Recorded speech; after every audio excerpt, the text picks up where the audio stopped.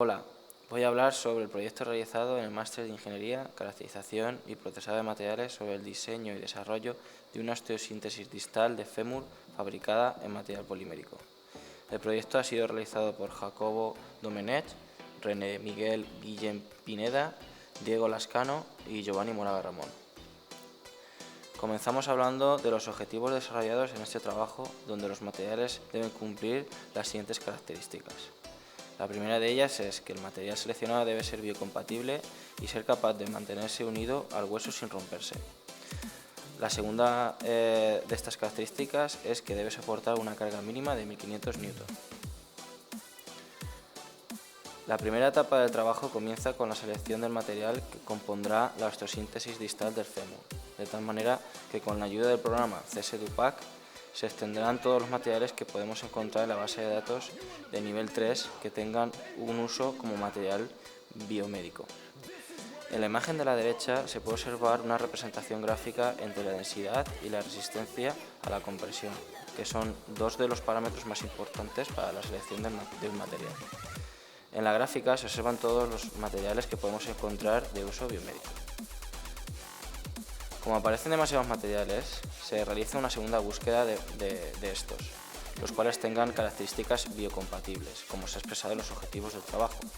de tal manera que obtenemos una segunda gráfica donde se observa una reducción de la lista de materiales anterior. Podemos ver que esta lista está compuesta por un tipo de poliamida, como es el PA11, y diferentes tipos de ácido poliláctico PLA, los cuales la mayoría de ellos están cargados con fibras o partículas. Pero también aparece un tipo de ácido poliláctico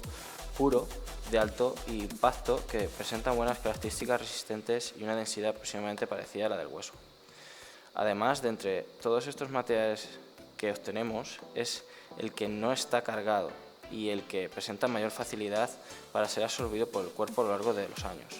por lo que es una característica importante y muy a tener en cuenta para esta aplicación. Se decide seleccionar este material para conformar la osteosíntesis distal del fémur.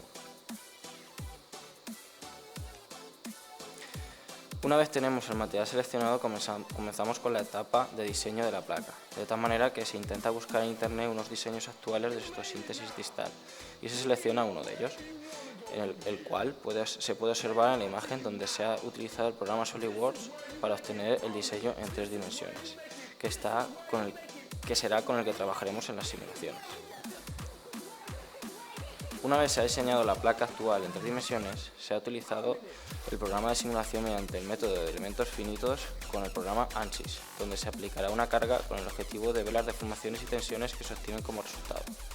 Para realizar el ensayo de la pieza, primero se introducen las propiedades del ácido poliláctico seleccionado y luego se le aplican las fijaciones y el lugar de aplicación de la carga en la pieza. Si observamos en la segunda imagen, empezando por arriba, tenemos que las fijaciones de la placa se encuentran en los agujeros de la parte izquierda que se representan con el color azul oscuro, y la carga está aplicada en los 3 agujeros de la parte derecha que está coloreada de color rojo, de tal manera que cada agujero está sometido a una carga de 500 Newton, siendo la carga total aplicada de 1500 Newton. Una vez introducidos todos los parámetros necesarios para la simulación,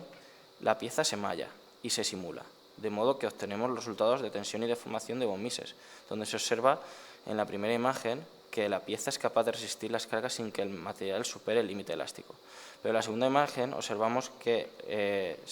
se producen unos altos valores de deformación máxima, por lo que se decide a realizar una modificación del diseño de la pieza con el objetivo de que se reduzcan estas deformaciones. Finalmente, una serie de estudios de diseño teniendo como objetivo una disminución de la deformación y un mejor acoplamiento de la placa al hueso, se obtiene el diseño final de la osteosíntesis distal del fémur. En la imagen se observa que la forma de la placa intenta imitar la forma del hueso en la parte donde iría situada la placa. Ahora pasamos a realizar la simulación de la pieza mediante el método de elementos finitos con el programa ANSYS. De momento que comenzamos el ensayo aplicando a la pieza las propiedades de ácido poliláctico anteriormente seleccionado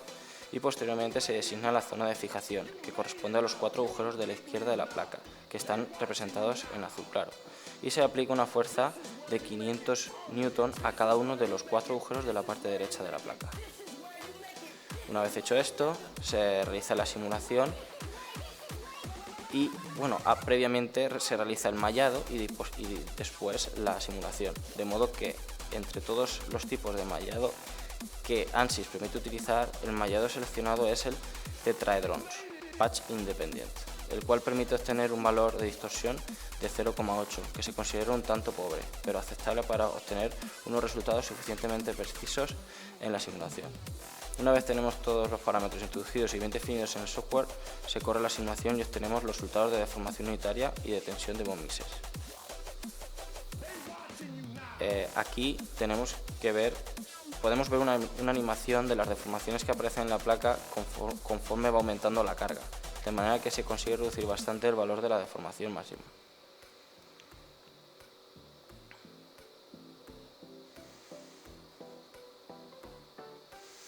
Incluso también se ha reducido el valor de la tensión máxima en la pieza, en más de la mitad, con respecto al diseño preliminar, obteniéndose un valor de tensión de 10,5 megapascales. Para terminar, podemos ver que el diseño final con los 8 tornillos en sus correspondientes orificios, obteniéndose así una aproximación final de cómo quedaría la osteosíntesis distal. Concluyendo con la presentación, vemos cómo quedaría la placa acoplada al fémur.